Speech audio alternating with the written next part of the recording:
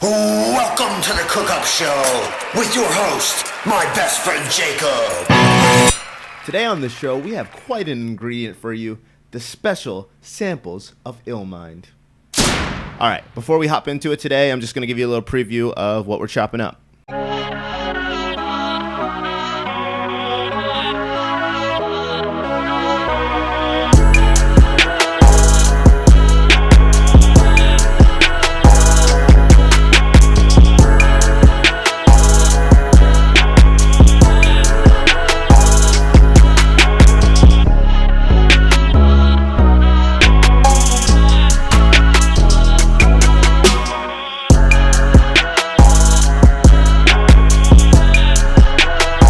Alright, as you can hear, I have a lot going on, and we're going to break it down today. So first off, we're going to start with the sample, which...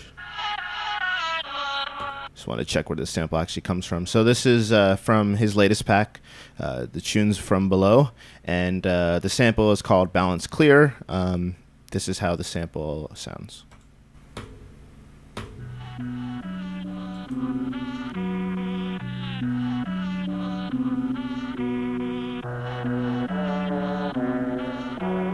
That's originally how the sample sounded. One of the things that I love about the Illmind packs is that he actually gives you the stems, which gives you a lot of creative control to really redo and flip these samples and make them feel original. This part of the sample really stood out to me, and it's just one of the stems, just a vocal sample that he flipped himself. I'm not really sure where he got it from. I didn't do too much to it. I added a little bit of EQ just to kind of separate it from some of the other sounds I ended up adding later on. One of the things I did do, though, is I ran the sample through Mixed in Key and found the key and the tempo. As I've talked to you about before, I found the tempo and I locked the sample to the arrangement grid, and I put it on stretch. Again, for the highest quality, you want to export this with auto. It'll pick the highest quality to export the sample with, but for right now, we're going to leave it on stretch. It just gives us a bit more control to stretch and pitch things up and down.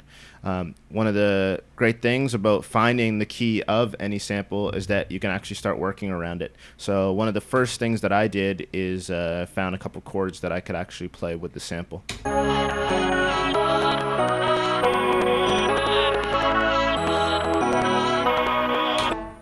My bad on any of the crackling. All you PC FL Studio people know what's up right now. As far as creating the chords go, I use a couple different tools. I'm going to have a tutorial on this and a couple other that I use, but I use Cthulhu. I'm not the best player. I can play, and I often do play, but there's just a lot of chord options, a lot of progressions out there that I don't really fully understand, and having a tool like this is really useful. So I found the key, which I believe it was B minor. Once I was in B minor, I was able to kind of fool around with a couple of the different chord progressions, and I was able to come up with this.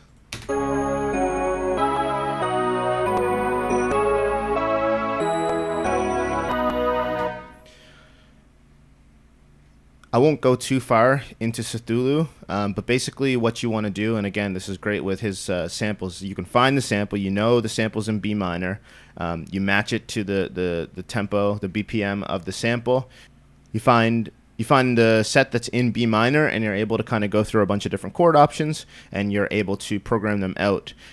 As far as using Cthulhu, I'll make sure that I put a link in the description below so you can get your hands on it. As far as using Cthulhu in FL, any of the FL 11, 12, 9, whatever you guys are on, it's pretty straightforward, but you have to do a little bit of routing. Cthulhu does make sound itself, but it's a very basic sound. You're going to want to use it with your favorite VSTs, Omnisphere, Arturia plugins, which I personally are my favorites. And to do that, it's pretty straightforward. If you're not seeing this gear icon, you want to click it, go into your settings, and on your MIDI, you want to put it out on any channel. It can be 1, 2, 10, 100, whatever you prefer. I just put it on 1. Then you want to go to the instrument that you want it to control. Here we go. All right, so now we're into the instrument, and same thing. If you don't see it, hit the gear icon, click on it here, and for your input, you want to put that to 1. So 1 is leaving Cthulhu, and it's inputting into 1 on the instrument you want to use, which for me was this preset here. So now you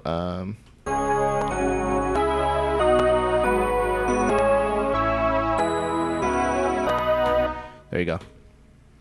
So now we have Cthulhu controlling our Shuria plugin, and we're able to capture that sound. Also, just one extra tip, to build around those chords, it's pretty straightforward, but if you just watch what's happening here, so we're in A major, B, keeps going. The bottom note is obviously your bass note. If you have an 808 bass, whatever you want, you can actually just draw those same notes in on, let's say, an 808, so it follows the progression. So that way you have like your bass working with the chords, because obviously if you routed this to an 808 or something, it's going to play every note in that chords, which you don't want. You just want the bass to be playing, so you have to draw that in yourself. But all right, so once I found the sound that I wanted,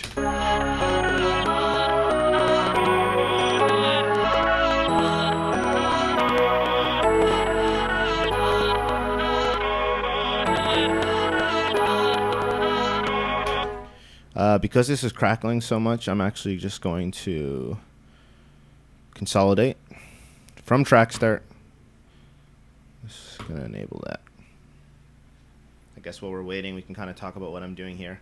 One of the beautiful things that they've added to FL20 is this feature to consolidate your track. So when you're running something like, let's say, Cthulhu into a couple of different VSTs, there's a lot going on. It's using a lot of your CPU. What you can do is you can consolidate the tracks. That way you're actually not using, it's basically just printing the audio into your project file. That way you can actually mute and or get rid of those VSTs and those instruments so that you aren't using all that CPU. It's also great. This is what you want to do if you're collaborating with an individual. They might not have Nexus, Omnisphere. They might not have the plugins and the presets that you have. So what I would definitely suggest you do is consolidate the track. You can also just leave the actual instrument in there in case they do have it or they want to kind of manipulate some of the MIDI. But definitely consolidate. That way you never zip a file, zip a project and send it to somebody, and they don't have everything that they need to create.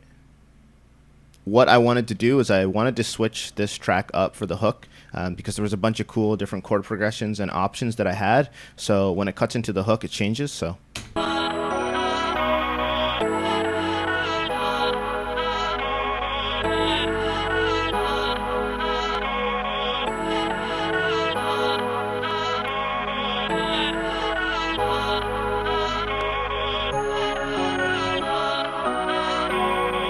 then it goes back into it. Basically for the hook, we're using another one of the samples.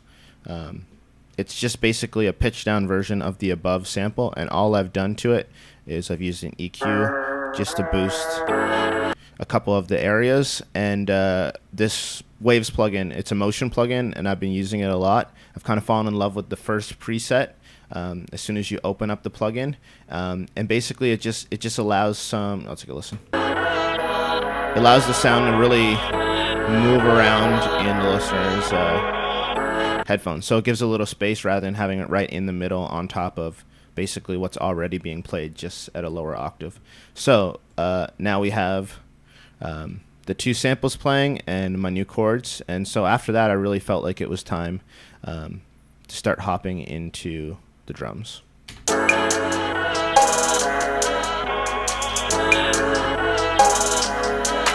This is a loop. I believe I just grabbed this off of Splice. I didn't like the snares, so I chopped them out and put in my own snares.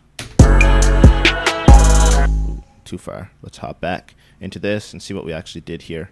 So yeah, As far as the sounds go, probably a lot of sounds, a lot of kits that you have, nothing too crazy. Again, I try and stay pretty simple with my instruments. Don't really add, I don't like to do very much with my snares, my kicks. I kind of just leave them as they are. I turn them up pretty loud. I find the clipping within FL kind of just, I don't know, it has that sound. So I just kind of leave it as it is. And then as far as the 808 goes, I basically followed I told you you can go into Cthulhu, and you can follow where these bass notes are and then actually draw them in, and that's exactly what I did here. So we're just following what the chords are playing.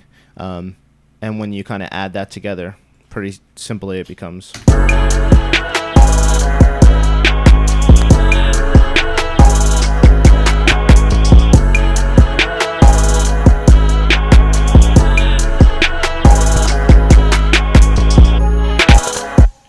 Basically, at this point, I knew the song was pretty much there, and I just wanted to add a couple little more pieces. This is a little sample that I grabbed and stretched, and it was already in B minor, and it's just a violin, so.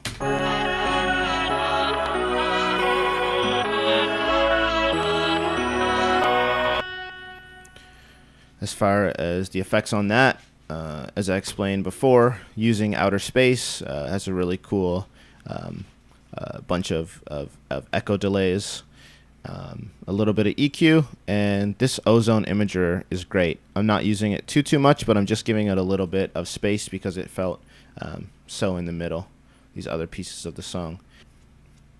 As far as the bridge goes, again, didn't do too much other than take out the drums. I feel like this song sounds really full, but it really, honestly, didn't take too much. I think one of the big things when working with samples is, especially if you want to add, sometimes the samples that you get from these packs, they're pretty much already done, and they kind of force you to just add the drums. So it's nice to have a pack like Illmind's Tunes From Below, where you can grab the stems and really create, because, again, I'm just going to play for you how this originally sounded.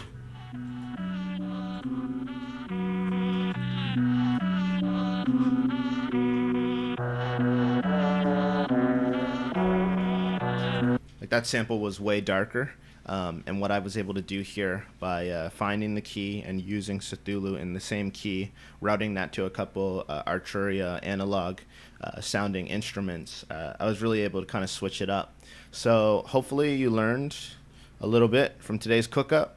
Go grab Tunes From Below. Bunch of other packs on there that I really like as well too. If you have any questions about anything I did today, if you want me to explain anything a bit more, do not hesitate to ask. You can send me a DM on Instagram at my best friend Jacob. You can comment below, and if enough of you have the same question, I'll gladly break something down that I did. And that's it for today, folks. I am so happy to be your host of the Cook-Up Show. Thanks for tuning in, and next week we'll be chopping it up again one more time.